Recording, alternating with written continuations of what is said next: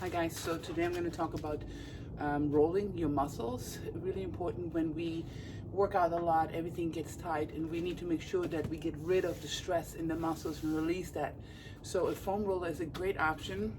They come in shorter sizes or longer sizes, and this one actually has a smaller one in here so I can get into the smaller muscle groups, sometimes right in your medius, that's the middle part that's connected in your glute to the hamstring.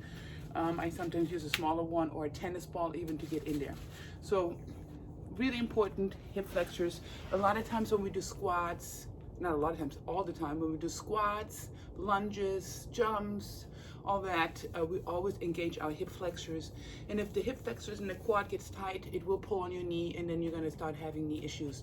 So make sure you always roll that out. So I'm gonna go in here, lay on it with my hip bone on my elbows, and then I'm just gonna roll and push myself in there. If it's hard for you to get in that side, I can even roll myself to the side here and just try to get into that hip flexor right here. And usually I roll around 10 to 15 seconds in there because the muscle will tighten up first and then it will start releasing. And it all depends on how stressed the muscle is and how painful it is. So you can determine by using your upper body as a support how much pressure you want on there. Same way on the other side. I like to go sideways like this and then just go in there, right in that hip flexor. Feels so good. And take your time doing it. And then you can do both legs and pull yourself up and just roll into your quad.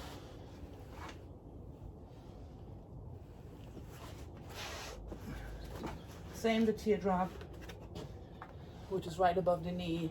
Make sure you get in there. Again, if you want to have a little more pressure, go deeper.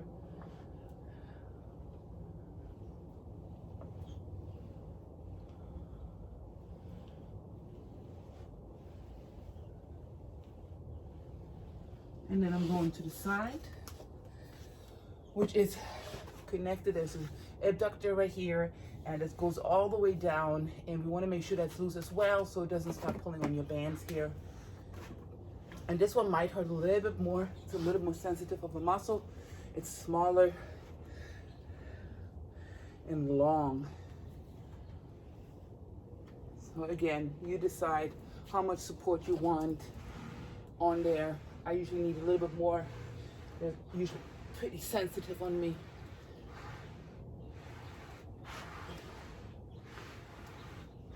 Again, do both sides. And then I'm gonna go into my hamstrings. Really, really important. Hamstrings and lower back are connected. So if you start having lower back issues or it starts pulling behind your knee, that usually comes either from your calves or it comes from your hamstrings. So make sure they're really, really rolled out. Sitting and in general is actually very bad for your hamstrings. So the more you sit, the tighter your hamstrings will get and the tighter your lower back. So make sure that if you have a sitting job, you always get up in between and start stretching them out.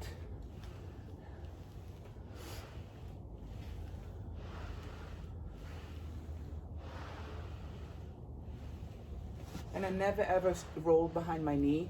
I'm just rolling the quad. But I don't want to mess with my bands back there. Getting on my glute and just roll it out, the higher glute right here that's connected to your iliac crest up there. And then here comes that part, that medius, that is right in that middle part of your glute and is connected to the hamstring. It can be a little tricky to get in there, so find that spot.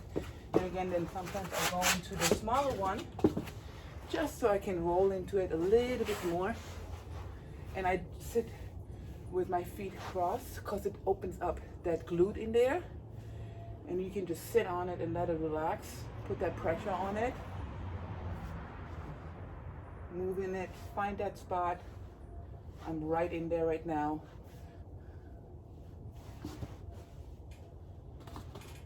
And that one for me is a must to roll out always.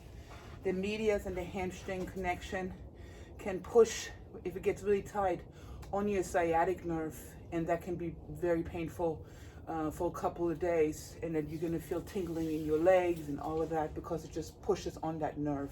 So you want to make sure you always roll that part out. And then we're going to go to the back, and of course do your calves too. I carry a lot of my stress in my calves. I genetically have 18-inch calves, so for me, I always have to roll my calves out. And if you're a dancer, you know calves need to be rolled out all the time. My daughter, who's a ballerina, she just for the longest didn't roll her calves out and was wondering why everything always hurt and so tight in her Achilles. Once she started rolling out her calves, it got a lot better. All right, now we're gonna go to the back. I always start on the lower part of my back and just let it sit and go back a little bit. Then I'm gonna roll down, and you might feel even some cracking because you're adjusting now the spine, and it just opens up.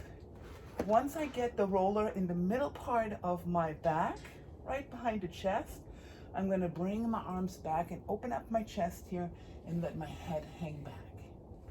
From here, I'm gonna roll it a little bit more and just sit here and let it open up my back. From texting and sitting behind the computer, the middle part of your back into the neck starts creating a muscle that wants to stabilize you in that position. So it wants to actually support you there, but it can cause headaches and also a lot of pain and stress in there. So we always want to counteract that. And the best way to counteract it is just laying on your foam roller and open up your chest. If you don't feel it that way, you can also put your foam roller this way, lay on it, relax your head, and just open up your chest. And you want to lay here for about 20 seconds at least and let that open up right in here and stretch it out. I usually do all of my stretching on Saturdays, and that's why I post on it.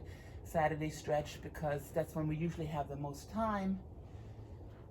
But if you can incorporate this every day for 15 minutes, that would be ideal.